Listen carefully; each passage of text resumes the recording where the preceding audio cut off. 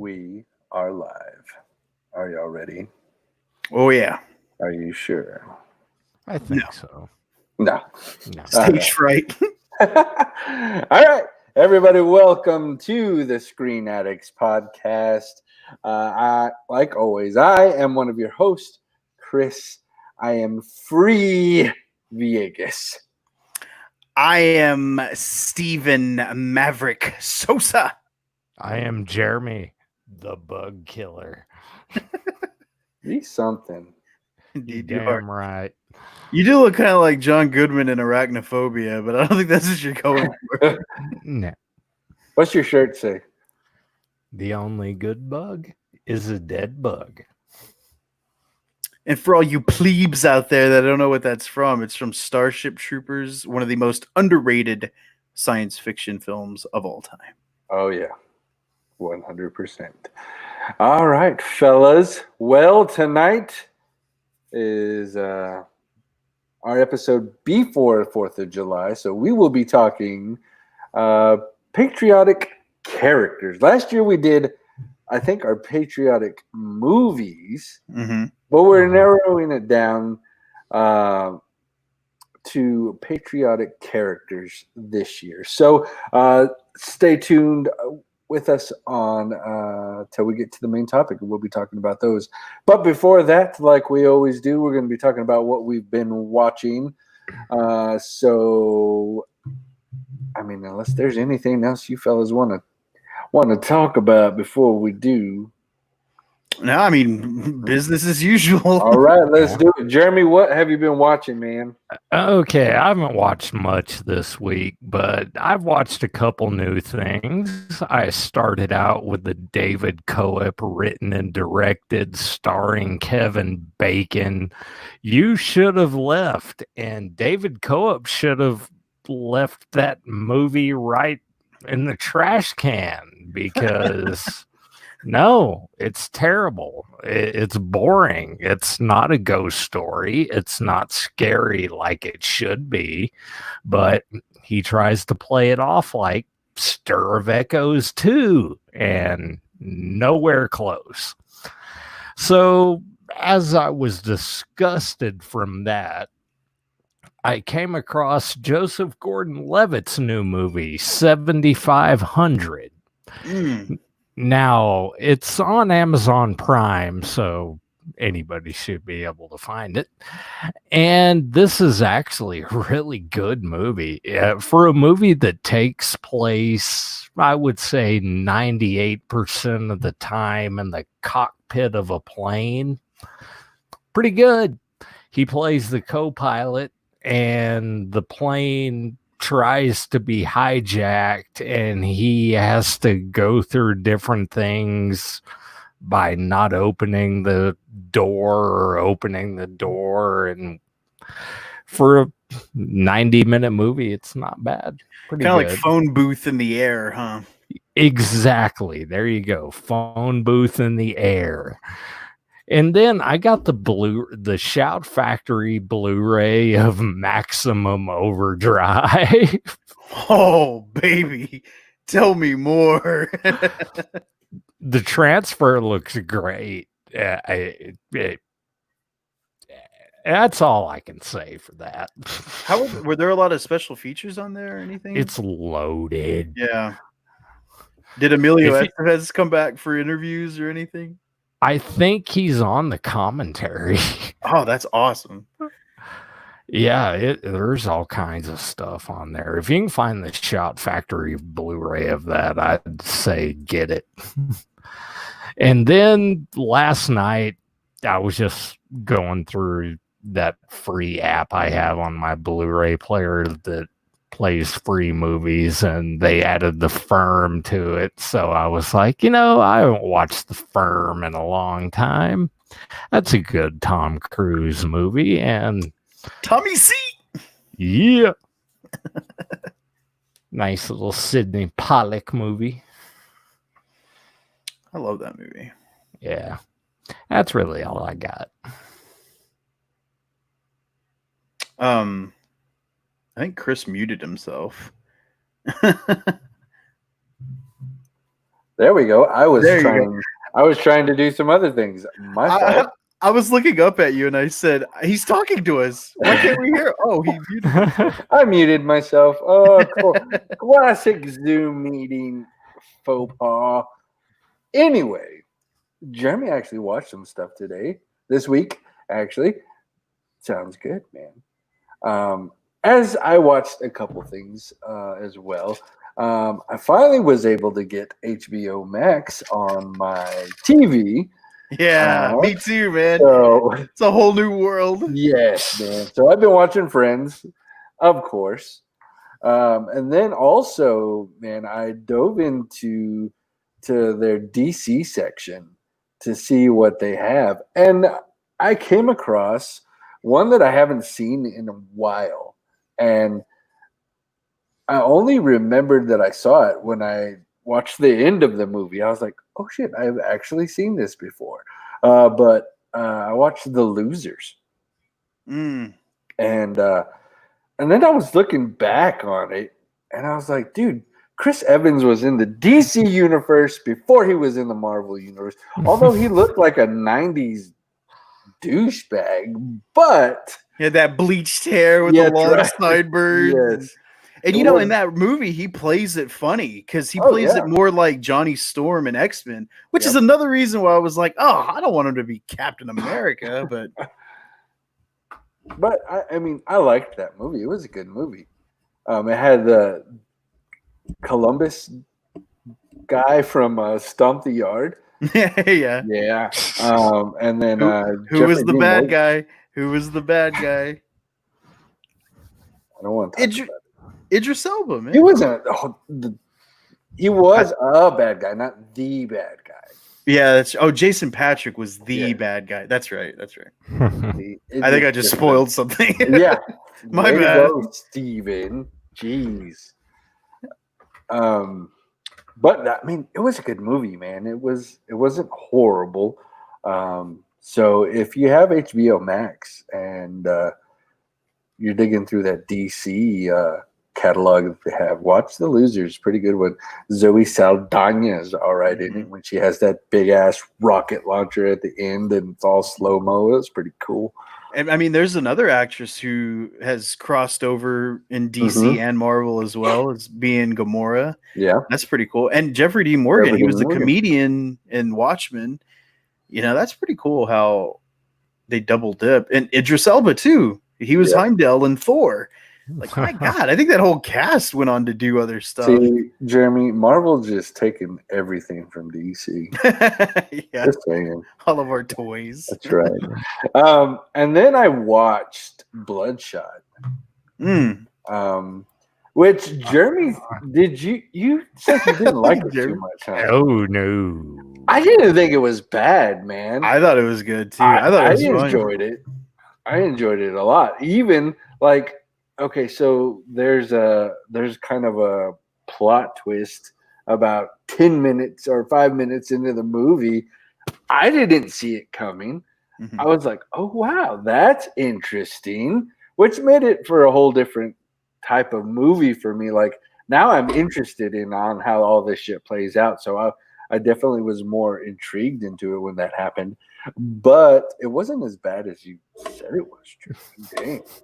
I thought the action scenes were awesome. Like, especially the one where all the powdered snow or whatever, like the dirt. Flour, yeah, that was pretty good. And then when they're falling off the side on the elevator, that was pretty awesome stuff. I mean, overall, it's not the best superhero movie, but I thought it was all right. It passed the time. I had my boy Vinny D. He's such a horrible actor. He is, man. It's like the what was that other one? The Last Witch Hunter. Like, he's really trying to find something outside of Fast that he can, start a new franchise with. And I mean, he even did that Triple X movie not too long ago. I think he's doing another one, isn't he?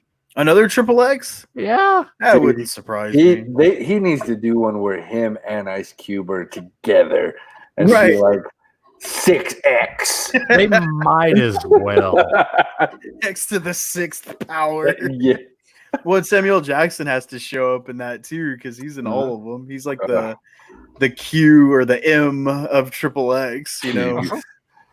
Let's see. Oh, so tonight while we were washing dishes after dinner, Tasha always has her phone watching the show, right? And for the 18th bajillionth time, she's watching 90210. Yeah. And so we get to this part of the show where Dylan's wife dies, which is Rebecca Gayheart. Yeah, we're Rebecca Gayheart. And dude, I'm sitting here and I'm thinking, so you've killed this dude's dad. He's about to leave the show, and you kill his wife. You writers are fucking ruthless, man. Let the dude just go off into the sunset happy. No, had to kill his wife too. Assholes. Well, he never comes back, does he? No, that's it, right? When he was done? When he rides off on his little motorcycle on that episode, he left the show. So, I mean, man, jerk moves on those writers, dude. Like, they didn't give him anything to live for. Hell. Oh, too soon, Chris. Too soon. Wow, I didn't even think of it like that. But he went on to Riverdale. That's where he went. And then he died. Yeah. Wow. That's messed up, Steven. I mean, you said it, not me. I'm just trying to honor the late Perry's memory, you know. Late Perry. Oh God. All right, but and I have to say this because my son has been making me watch it. We've been watching a Garfield show on Netflix. Don't watch it if you don't have to. Does Bill Murray do the voice of Garfield in that? Oh, hell no, but I'm glad. It is like, and every time, Dad, you want to watch Garfield with me? Because I know you like it. Yeah, I'll watch it with you. I love Garfield. Don't do it, guys. Dude, do y'all have sacrifices? Do you have the CBS All Access app by any chance? Yeah. They have all of the cartoon episodes of Paddington on there. So I'm just saying. I also saw that they also have all the episodes of the old school Super Mario Brothers cartoon. Yeah, they do. They do. So I may be dipping into those, getting rid of this damn Garfield shit. I think I saw 90210 on there. Is that where Tasha's watching? You want to get slapped? I'll slap. I mean, I'm just saying, like the entire series is on there. The entire series where she watches it is on Hulu. Oh, okay. So, yeah, great times. Hey, look, we have somebody here. Hello, Paul. How's it going, man? He's a fellow steak cooker. I have a note here too from my cousin Brandon. He's saying, watch Bluey on Disney Plus. Have y'all heard of that one? Bluey? Bluey? I don't know. I haven't heard of that one. Doesn't sound like a Disney movie. It's like I've heard of Blow with Johnny Depp, but not Bluey on Disney Plus. Bluey, okay. Disney, but we'll take his word for him. Also, hey man, these streaming services are pulling all the stops nowadays. Absolutely. They're putting some rancid stuff out there. Yeah. Last one, and then I'm done. I started Stargirl. Oh man, it's good. Yeah. It's really good, and it's a CW show, so it's also good enough and clean enough where Maddox can watch it with me, and I'm not be like so worried that it's like Watchmen or something like that. So, why would you think that on the CW? Well, that's what I'm saying. I know it's on the CW, so I'm not going to run the risk of him seeing something he's not supposed to, you know? So it's definitely one that we'll keep watching together. So sounds good. And then I tried to start Hannibal, and then I got tired and boring, and then I fell asleep, and then that was just through one episode. It's like a fine wine with Hannibal, like how he prepares one of his meals. Okay. It takes time, to ferment and process. I mean, that Chianti, it's gotta breathe. Well, I'm gonna let y'all breathe into that and just give me highlights because, man, I can't just done. You know what I mean? But anyway, that's all for me, man. Steven, I'm sure we're gonna cross the 30-minute mark with yours. I'm going to do it as fast as possible. Okay. Okay. Because there were a lot of things that we watched that we'd already seen before. Like, for example, Jaws, the 45th anniversary took place this last week. Yeah. So, and we threw a big party for it, because that's just what we do. And you're in Florida. Yeah. And I love y'all's themed parties. I wish y'all lived closer so we could attend one. Throw a big one, but it's just fun. It's only on like the big ones. And Back to the Future's 35th anniversary is coming up, so we're probably going to do one for that next. And isn't that crazy? 35 years. Hey, dude, we need to have. You guys are old, man. You guys. We are. We need to have Peter on talk about it. I think he dropped an episode. Yeah, Podstalgic just dropped an episode. It's Back to the Future, where they're reviewing Back to the Future. So if anybody wants to, that's their whole show is kind of built on the backbone of Back to the Future. So if anybody wants to listen to it, that would be a good one to listen to. But yeah, and then we had we watched When Harry Met Sally.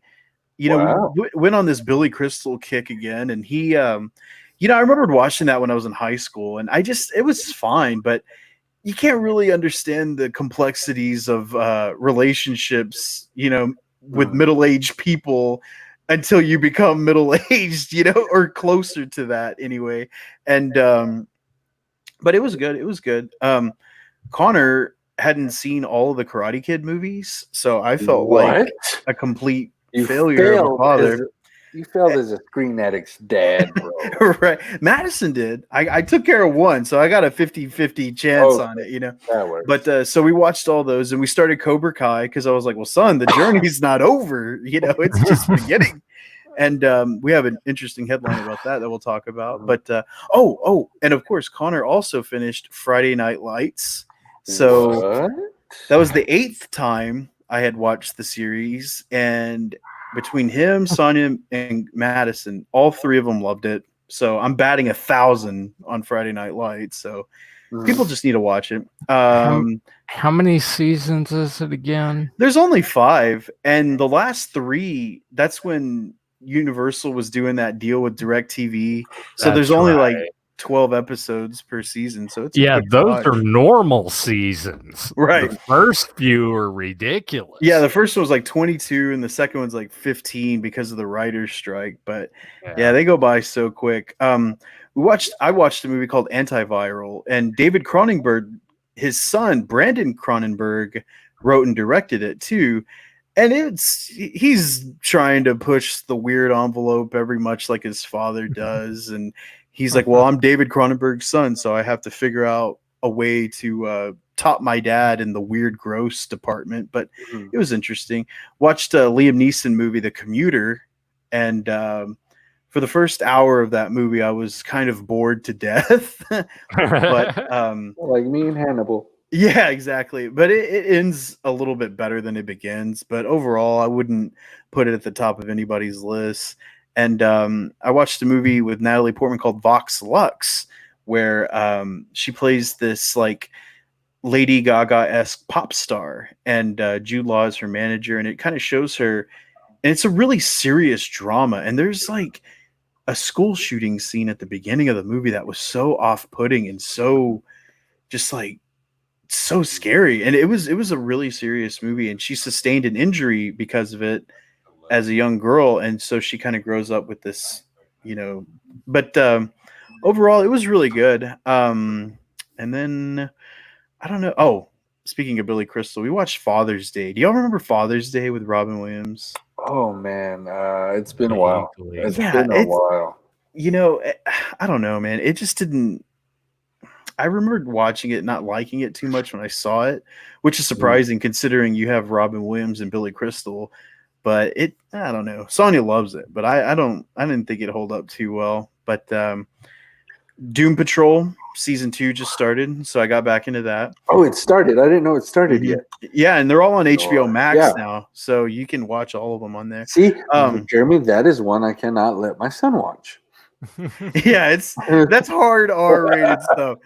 Yeah, let him watch the Harley Quinn cartoon, Chris. He'll learn a lot. Oh, dude, I've been watching that. Good Lord. Yeah, it's pretty bad. It's good, but it's like good. Yeah, South Park style. Yeah, but Dude, and you're talking to someone that saw Aliens when he was 5 years old. That explains a lot. Right. Oh my God. We go against the grain, Rome. We're not, some people tried to preserve the childlike sensibility. Yeah, the innocence. But and Yellowstone started again. So, oh my God. Okay, so me and Tasha have been looking for a new show to watch. I've heard it's really good.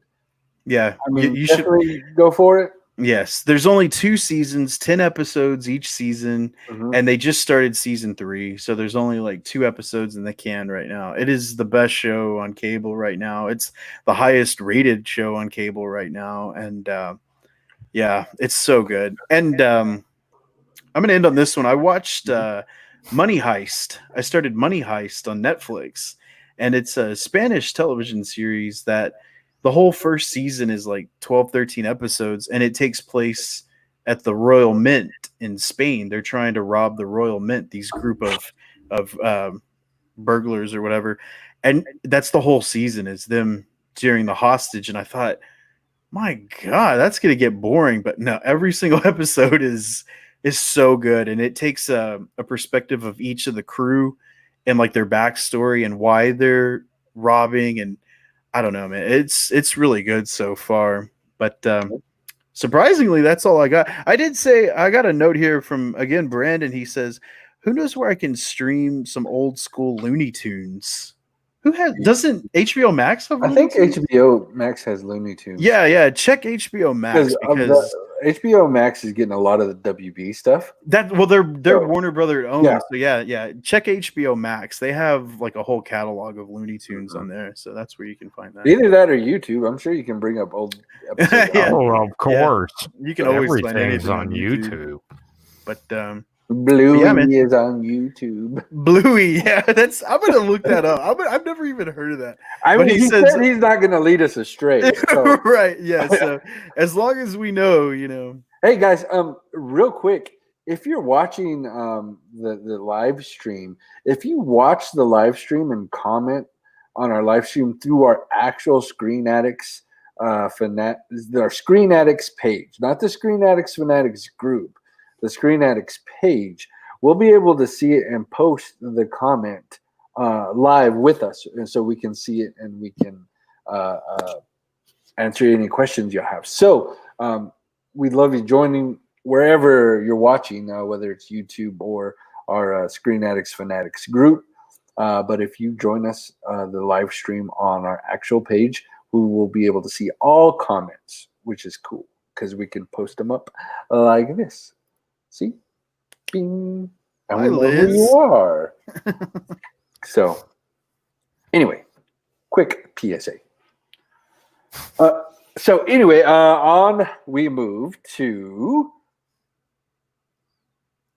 headlines. I was like, we're moving to something. We've only done 150 of these episodes. Yes. Damn, baby. Not forget what comes next. Yes. Yes. So headlines, Steven, we got a few, man. We got some sad ass headlines this week.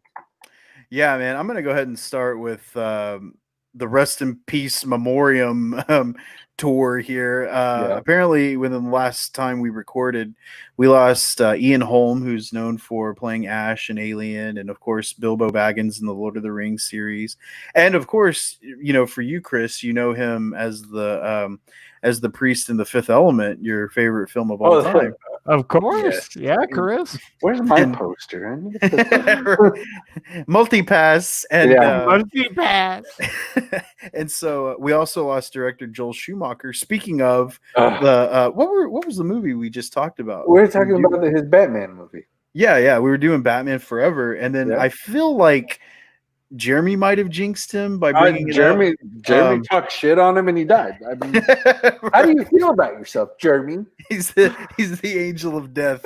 But yeah, so that was pretty bizarre. I was like, wow, here we are trying to like praise Joel Schumacher for his work, and then that happened. But apparently he released this article that said he had more than 10,000 lovers. So he lived a good life. I mean, I guess if that's one way to go, but then that said 10, I heard 20. I mean, when you get to a number like that, what's the difference? Yeah, counting after like 2,000. I mean, really, who's counting after 2? 20 is bigger than 10, so of course you want to brag and say you had 20. I don't know, man. I don't know if I'm bragging about that because it's kind of oh man. Then you'll be bragging about how many times you've gone to the doctor. Yeah, no shit. He's the one that introduced Rona to the world. Yeah, Schumacher, and then he died. He left us Batman and Robin and COVID-19. Great. But do not speak ill of the dead. I apologize. I know, as we haven't been doing that the last 5 minutes. But yeah, we need to be cleansed of this. So in doing so, we will talk about Carl Reiner, who just passed away. I guess it was yesterday that happened. And Carl Reiner is a well-known comic actor and filmmaker, and he directed, movies like The Jerk with Steve Martin, The Man with Two Brains, and my personal favorite, Summer School, just an underrated 80s comedy classic. And, I guess some more... Dangerfield? No, that was Back to School. Oh, okay. Yeah. Summer School had Mark Harmon from NCIS. He was the gym teacher that got roped into it. And Kirstie Alley is this, other teacher teaching that he likes because, I mean, you have to have a love interest, right? Well, Carl Reiner also, I guess he's more known to like our age bracket as Saul in the Ocean's 11 movies. He really set a staple there. But he done a lot of film and TV. So those three will definitely be missed. They huge bodies of work. And I guess my next headline that I wanted to talk about, we kind of briefly glossed over talking about Cobra Kai, because Connor and I started watching Cobra Kai, and there was big news that Netflix is picking up the series, which I think is fantastic for the show, because now more people will watch it. More people are going to get eyes on it, and they're going to realize how great it is. Like, it's going to be trending. I guarantee it, because it's such a great show.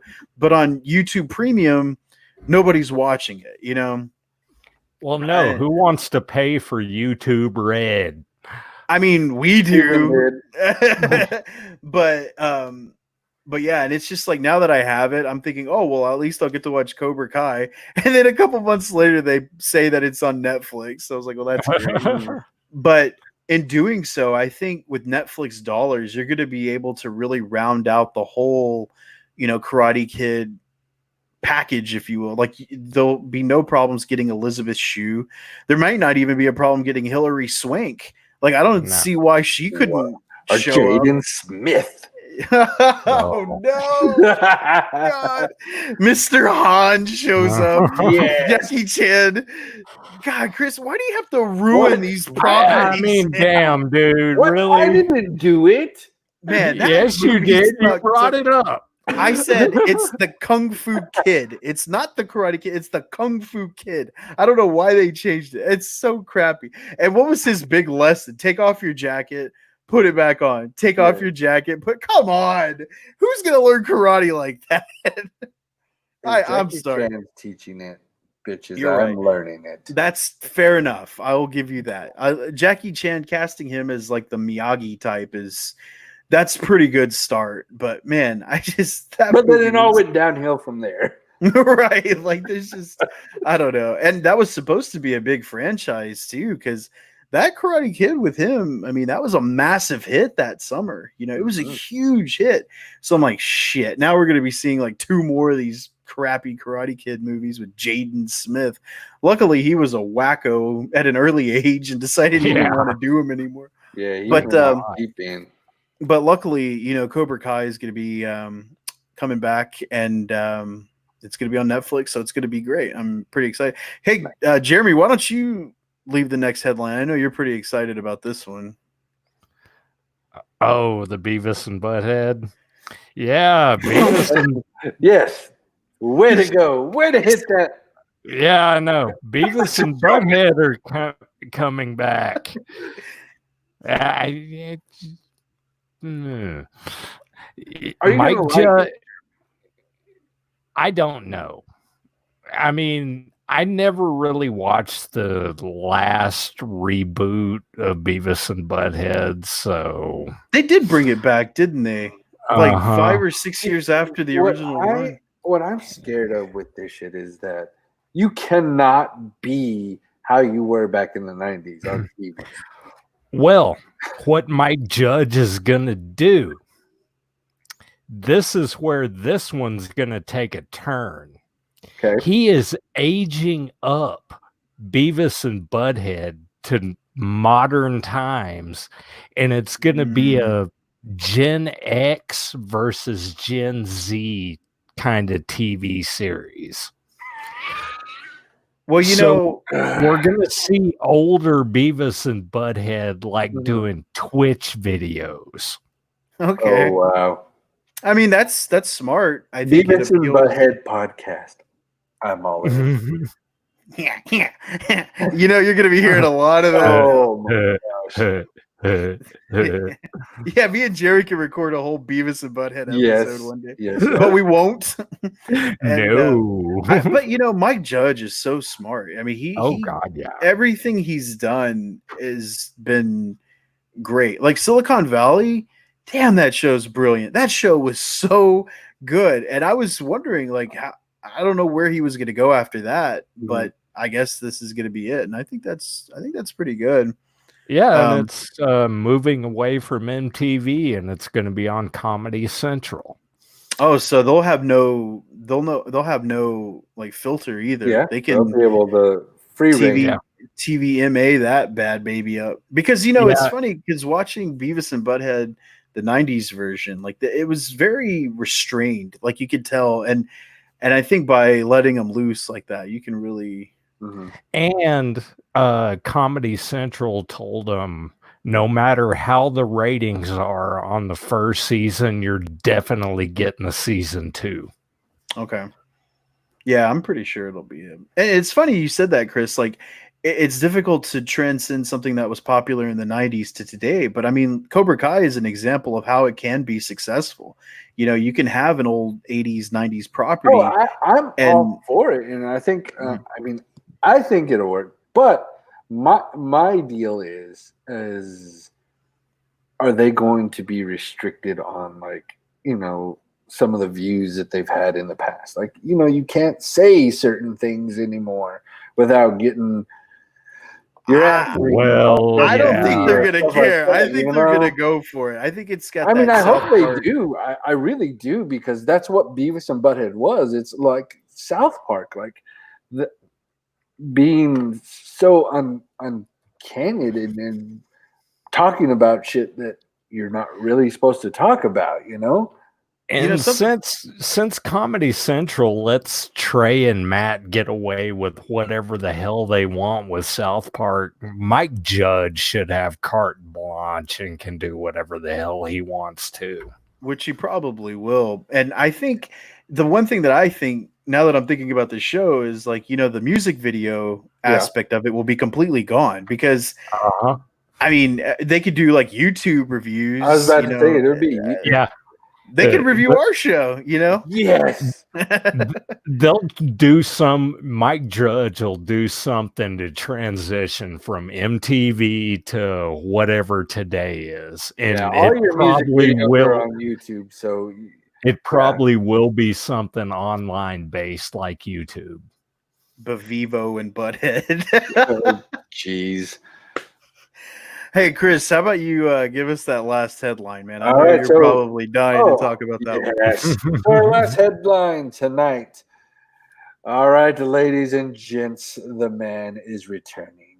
The Mr. Keaton is returning to a Batman role. And he's going to be playing Thomas Wayne? No, he's Batman. back as Bruce. Bruce Wayne. Yeah. He's Bruce. He's going to be Bruce in the Flash movie, right?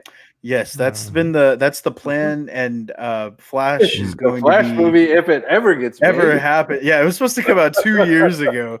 Like, that's how much in limbo that movie is. But I think when you're starting to put the pieces together of this Flashpoint Paradox storyline where you cross into the multiverses of DC, like I was watching the Crisis on Infinite Earths, the DC television version of it, right, with the Arrowverse and stuff. Yeah.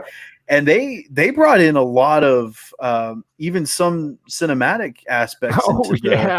And so I thought, this is so stupid that WB has this opportunity. DC has this capability of making this concept even larger, like on a grand scale, and do stuff like that. Incorporate Michael Keaton, incorporate Val Kilmer. I always thought George Clooney should come back and do like a Dark Knight Returns version, because he's a very capable actor. He just didn't have the right stuff. Yeah.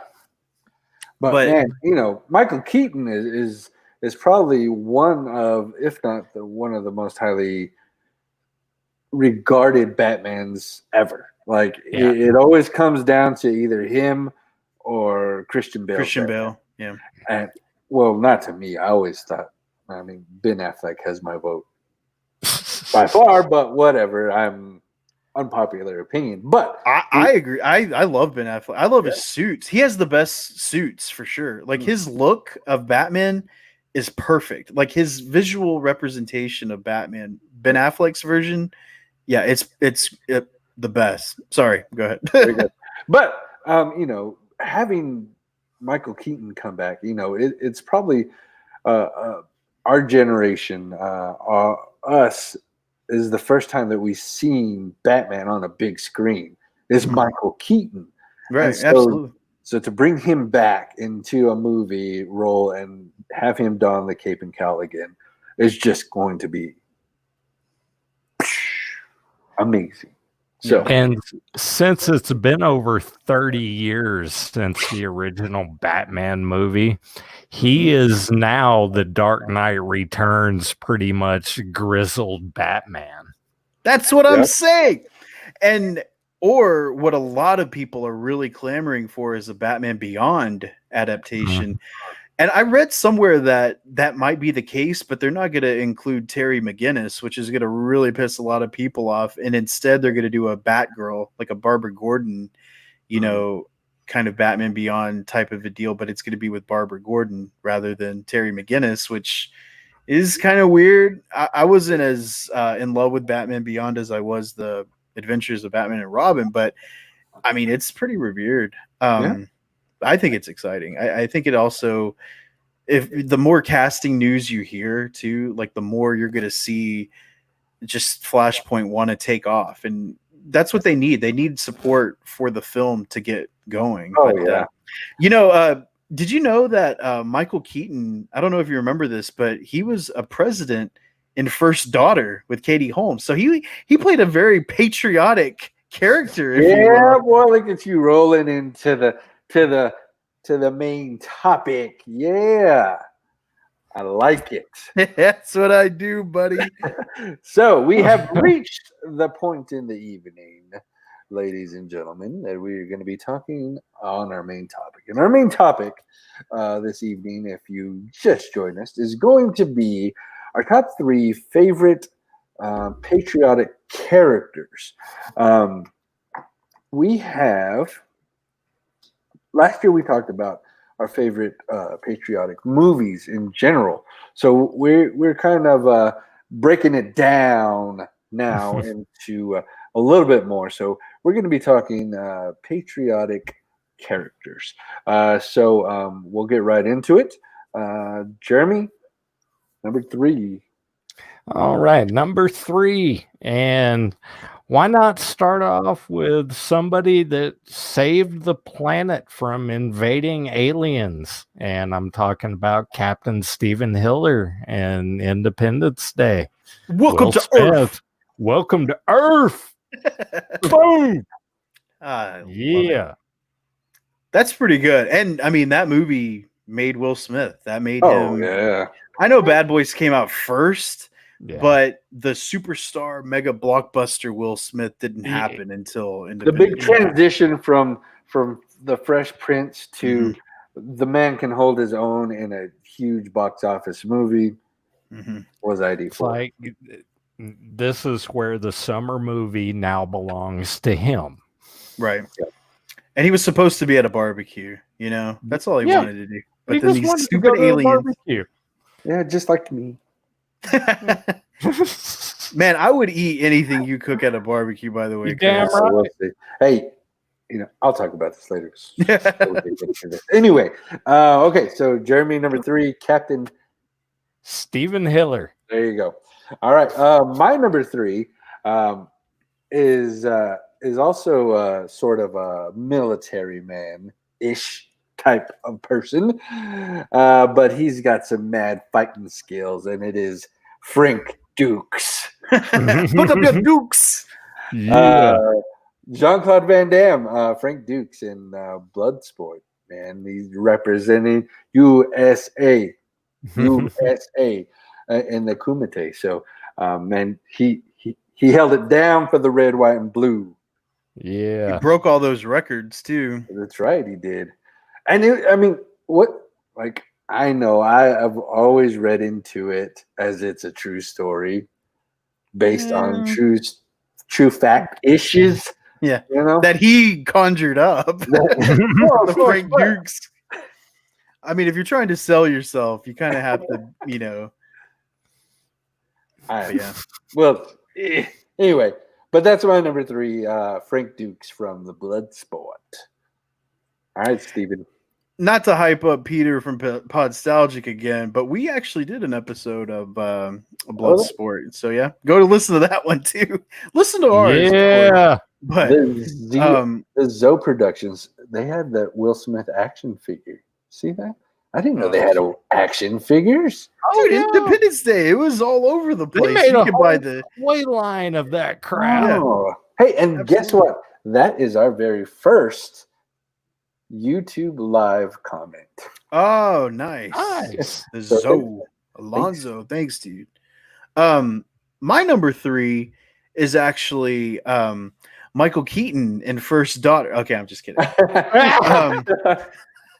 No, absolutely not. Okay.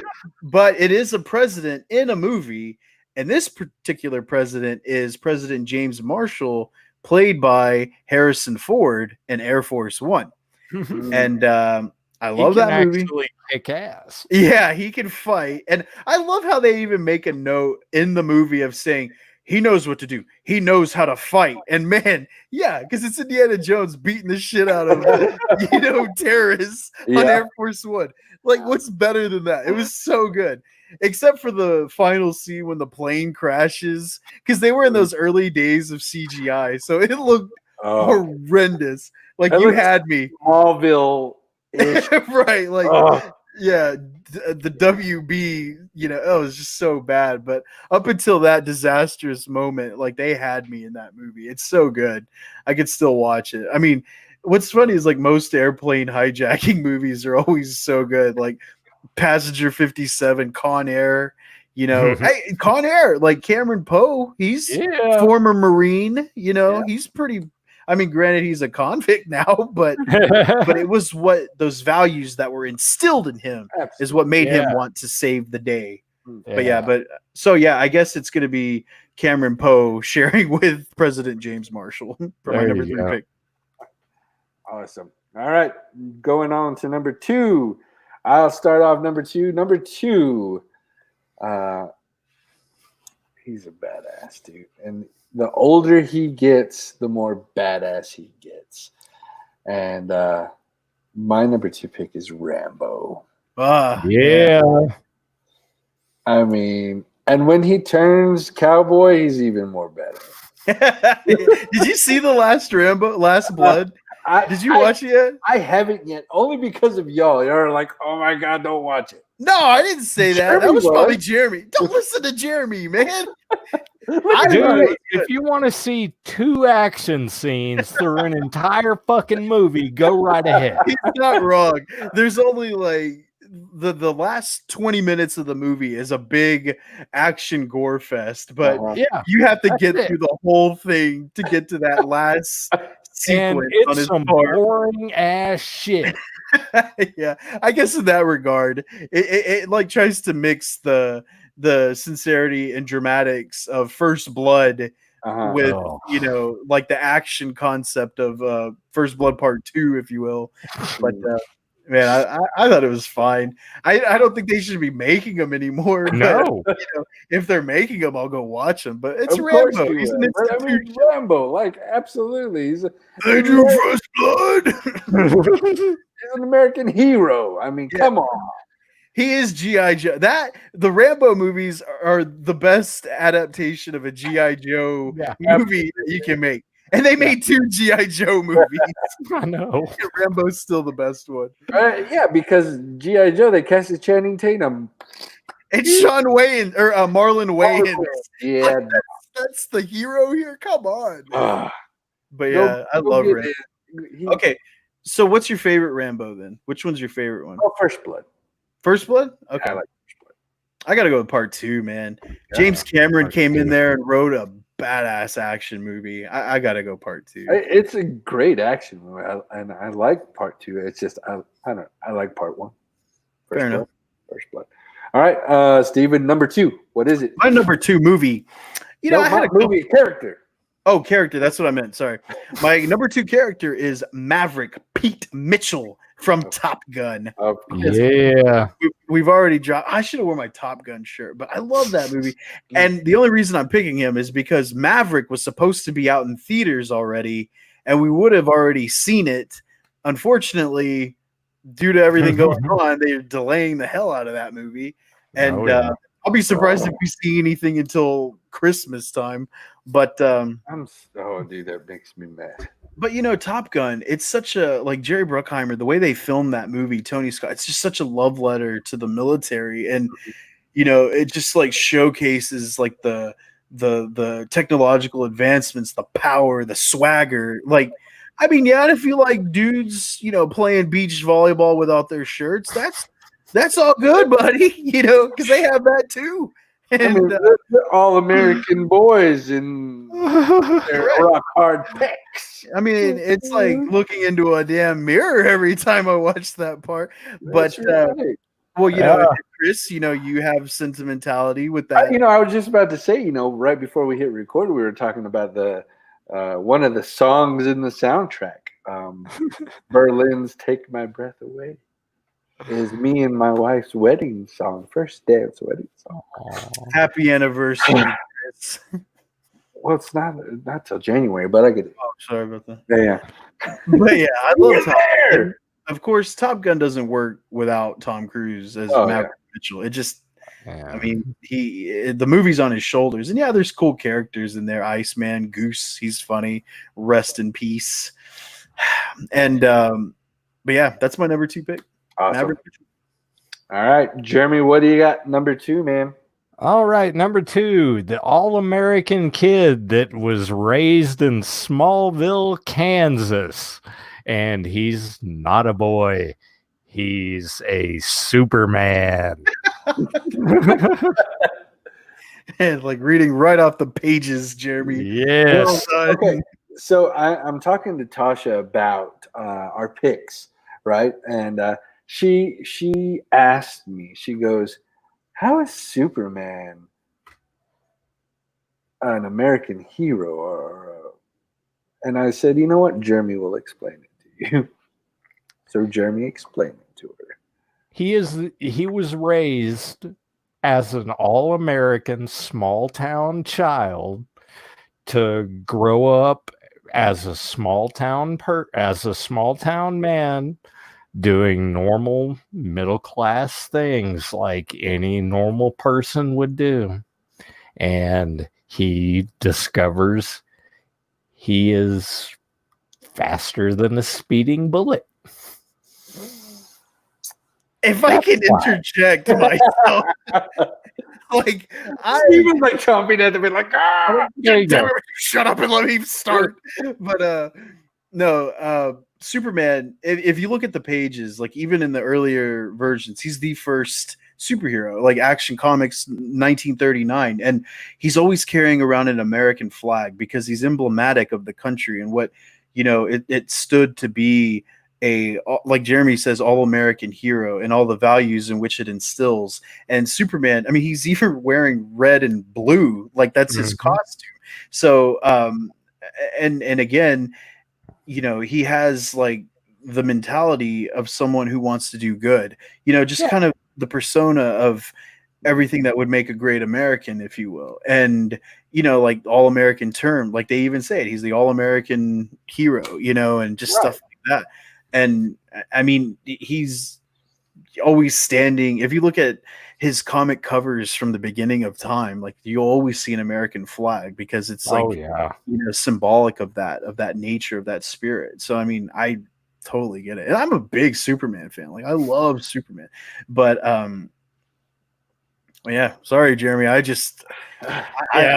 You can explain it better than me. I get it. I get what you're saying. I totally understand. Cool. All right. So before we head off into number one land, any honorable mentions? Anybody that we don't like? To me, Harry Stamper. Okay. He's more of a world saver, but he's from the USA. That whole crew needs a shout out. The whole roughneck crew. I mean, and like to this day, I mean, I still cry at that movie like a freaking blubbering idiot. Let me ask you, what do you think scene is more sad, when he's talking to Ben Affleck or Liv Tyler? When he's talking to Ben Affleck. Yeah, I know. That's what I said. I think guys relate to that scene like a father and son dynamic, whereas Sonya will bawl at the very thought of the scene of him and Liv Tyler. So I said, that's the difference. Our perception of this. And I know, who would have thought we would have gotten highly intellectual or philosophical on Armageddon, right? But that's what I resonate with, is when he's telling Ben Affleck, "Oh, dude, I'm gonna cry now just thinking about it." I know. Thanks a lot, Chris. Sorry, that was just an honorable mention. Who else? Chuck Norris in Delta Force, bro. Chuck Norris in everything. In his entire damn Invasion USA. Chuck Norris equals everything. Yeah. Man, Delta Force, that's such a crazy movie. I love it. I mean, I watched all 20 of them, I was about to say, how long has it been since you've watched it?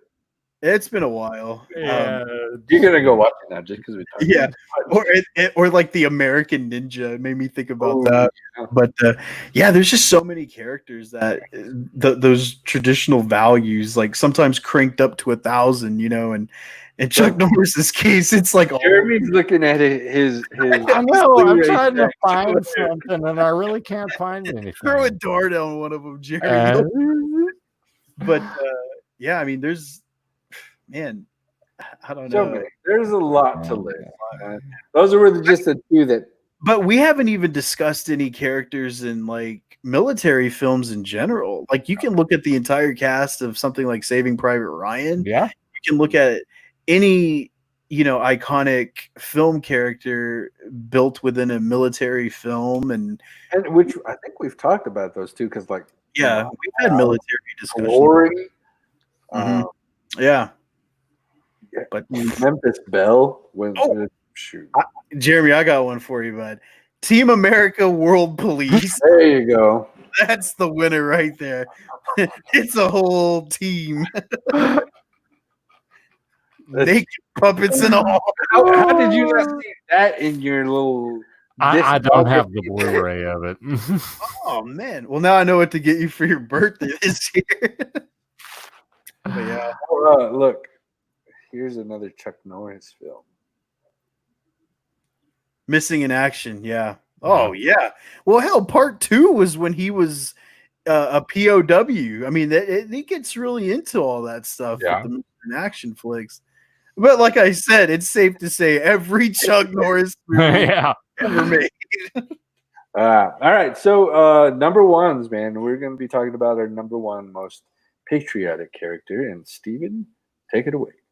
My number one most patriotic character or favorite of mine is something a little bit more literal on the sense of superheroes, in which case is Captain America. And I mean, his damn name is Captain America, and it just fits tailor-made. But it's funny because I read a lot of DC comics. I didn't read a lot of Marvel comics growing up, but Captain America was one that I really got used to. I think it's because it was the Marvel variant of Superman, if you will, but they were a lot more literal about it. And I think with that, I was looking at the movies, and like we were talking about Chris Evans earlier with the Losers and Fantastic Four, I said, this is the guy that's going to be Captain America. And I still never really settled on him. I never really said, oh man, Chris Evans is the best Captain America. I mean, he did grow on me. He played the role like 10 times, but eventually I was like, okay, yeah, he was good for the part. Not the best, but he was still really good. And the way that character came into modern day cinema, like you think, how are they going to pull off a Captain America in today's very cynical worldview on politics, on heroism, and all that stuff? And it's like Captain America is like a good old boy. He's like Clark Kent, and that doesn't really work. But what they did with like Winter Soldier, for example, is the best example of how you can make just an even better interpretation of Captain America than I ever envisioned, and and he ended up, aside, Iron Man aside, he became the focal point of the Avengers, as he should have been, because that's how he is in the comics. But yeah, number one's Captain America. That's not a surprise for me. I mean, it's like one of your all-time favorite heroes, right? Dude, Civil War and the Winter Soldier are just, everybody I know you're supposed to love Endgame, Infinity War, but man, I thought the Winter Soldier was just incredible. It was so good. And I still think Civil War is better than the Avengers movie. I that was my favorite one, as far as team up movies, Yeah. But yeah. Cool. All right. Jeremy, what do you got for number one, man? All right, number one, I have the ultimate American patriot, Abraham Lincoln, or Daniel Day-Lewis's portrayal of Lincoln in Steven Spielberg's Lincoln. I mean, what I thought he was going to say? The American Patriot, the Patriot. I was like waiting for you to say yeah, it works. Yeah, but I mean, the ultimate American patriot, Abe Lincoln. I mean, yeah, that'll work. And that performance is so haunting that oh god, it was like the man came back from the dead to play that part. Yeah, that was a good movie. Daniel Day-Lewis can pretty much do anything. Yeah, he can. Yeah, he's good. He's really good. He's crazy, but he's really good. It comes at a price. I thought you were going to go with the Abraham Lincoln, the Vampire Hunter. Right. Yeah. That everything but what you picked. That was a nice swerve, Jeremy. That was really well done. All right. So we have a Captain America. We have an actual Abraham Lincoln, like he was real life, like yes, he was real. Yes, he was. But my number one, I'm going like real life as well. To me, anyway. But my number one is Rocky Balboa. You Rocky Marciano, if you're going real. No, Rocky Balboa. Oh, I got you. But only in Rocky 4 when he fights the Russian. You mean the very obviously political Rocky movie? If Yeah, we can change, that one. then we can change. The whole spiel. That whole movie is basically a setup for that speech because, like, Stallone is like, "Look, I could be socio-political." Hey, but man, come on! Oh my god! Oh, it's great. It's great. I love it. Blue trunks, iconic. And he lived the American dream. He was poor, and then he was rich. I mean, he owned a robot. And then he squandered it all, probably because of that robot. No, Holly took all their damn money. Yeah, It's like Apollo Creed. He wore the trunks in part 1, like it was the whole centennial celebration in Philadelphia, you know, and that was the whole thing, was Apollo Creed coming out like George Washington. And it's just like there've been a lot of like heavy American based undertones to these movies and stuff, and yeah, Apollo giving them the American flag trunks. Like those American flag trunks that's Rocky. That's so iconic to Rocky. And of course he's going to wear those fighting the Russians. He fought the entire Cold War in Russia. But yeah, that's good stuff. I mean, you know, I was thinking about how, your previous pick, Rambo, you know, how First Blood and the rest of the Rambo movies are so different from each other. And Rocky's the same way. You know, it starts off, Rocky's a very serious drama, and you know, but it evolves into this kind of like action movie, and in some cases over the top action movie. And not, you know, no pun intended. Sometimes these things just work out for the best. But like Rocky 4, by that time, it's very much an action movie franchise, you know. Man, I love it. I don't know any guy or girl or anybody who likes Rocky that doesn't love Rocky 4. It's so badass, you know. It's just, even the opening shot of the gloves, you know, the American flag glove, like punching the Russian flag glove. Yeah, that's Captain America right there. Forget my pick. All right, but that brings us to an end on the main topic. As if you have any more, look. Again, there's a fake ESPN 30 for 30 about Rocky 4 on YouTube. I watched it. I think I shared that on our page like a couple of years ago, because they did it for the anniversary of Rocky, and it's not the first time that they've done that. They've done that for a couple of other movies. But yeah, if you search the Rocky 4 30 for 30, oh my God, it's so funny. And they've done it for a couple of movies too. Where they interview even actors from the movie too. But yeah, that's pretty good stuff. All right. But guys, if we missed anybody, you want to talk about anybody, drop the name in this thread, and we'll all three look for it, and we'll have a discussion about some patriotic characters, if you will. But I think that's it for the night, fellas. Anything else? I had a couple of shout outs I wanted to give. And one, I wanted to share a podcast that I was listening to. It's called Talk Psych to Me. And my cousin Brian and his wife Tanya, they live up in New York, and they do this podcast called Talk Psych to Me. And basically what it is she is, you know, she's trained in, you know, degrees of psychology, and what they do is they talk about social psychology and mental psychology. And then my cousin Brian, he's so funny, man. So he kind of brings like a lighthearted and more comical aspect to her more studious discussions of psychology. Your family be funny? No. No, but it's so good. It's so funny. And they're short too. They don't go on and on like we do. You know, they wrap their shit up in 30 minutes. Like, nice. How do they do that? It's so impressive. But yeah, Talk Psych to Me it's on everywhere, podcasts everywhere. You can find it. And I wanted to give a shout out to my little sister. I'm always picking on her.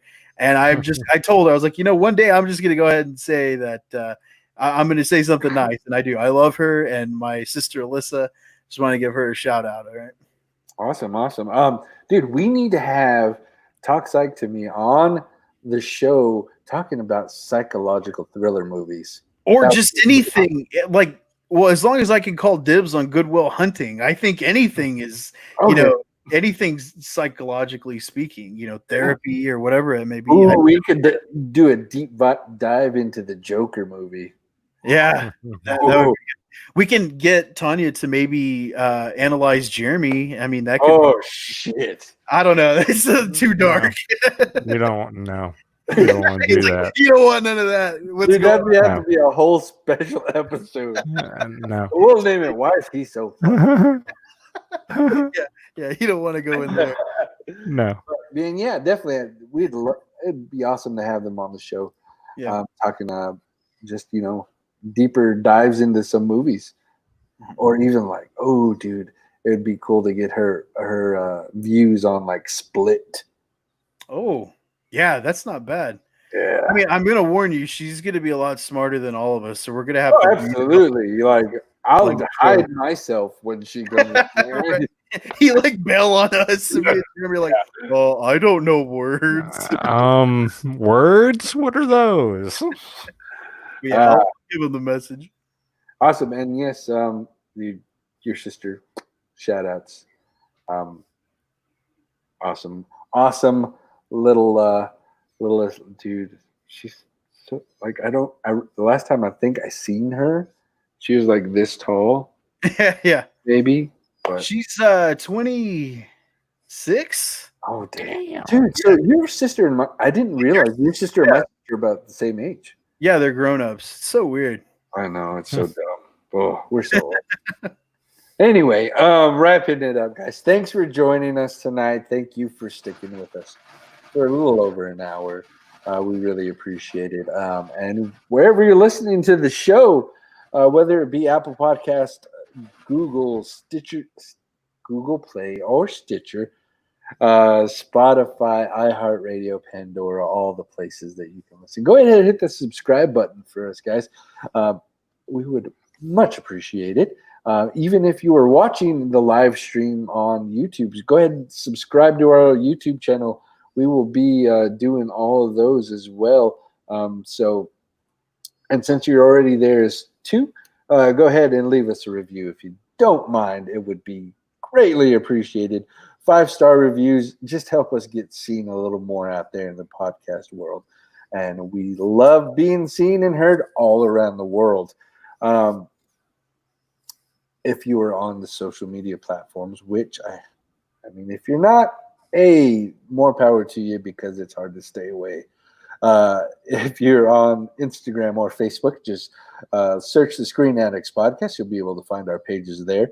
On Facebook, if you look for the Screen Addicts Fanatics group, we'll let you join into there, and that is where we are most active. We are always sharing funny crap, funny news, trailers, movie news, you name it. That's where it all gets dropped, and it's some fun stuff that goes on in there. And then if you're on the Twitter machine where Jeremy is famous, that's why Jeremy and Twitter are meant to be. There you love each other, and that's where that's like Flashpoint. Jeremy is the famous one, but my man Jeremy. How can all the people find you on Twitter? What's that Twitter handle, man? At Jeremy Marshall. Fairly simple. Look at that. And my avatar pretty much stands out from everybody. It's a bloody smiley face. So boy. Is that a Watchmen from Watchmen? Kind of. Fair enough. Awesome. But all right, guys. Thanks for joining us tonight. Oh, look. Last comment showing up. Love that hat, Chris. Yeah. Man, I told you. I want that Sod Poodle hat. Mine's nice, but it's I saw Chris's. That was pretty good. I got another note. I need to put on glasses or contacts because now that we all have glasses, it's starting to look like Revenge of the Nerds in this piece. But dude, can we do the? Oh my God, I love that. Yeah. That's what for Halloween. That's what we're dressing up as. All right, guys. Thanks for joining us tonight. And so, as for me, good night. Adios, amigos. Good evening.